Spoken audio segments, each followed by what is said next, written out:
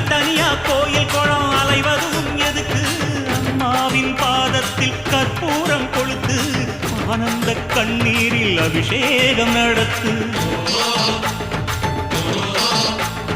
காட்டு வீரங்கெல்லாம் கொடுத்தா தாம் மதிப்பு பணக்காவி தூரவி எல்லாம் விழிஞ்சா தாம் மதிப்பு பணம் கொஞ்சம் இருந்தாலும் கொடுத்தா தாம் மதிப்பு நீ மகன் என்றால் உன் தாயை மதிச்சா தாம் மதிப்பு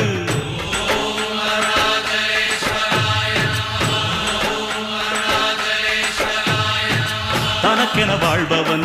இருக்கையில் இறக்கிறான் பிறக்கென வாழ்ந்தவன் இறந்துமே இருக்கிறான் உன்னை விடவும் எனக்கு வேறு உறவு இல்லையடா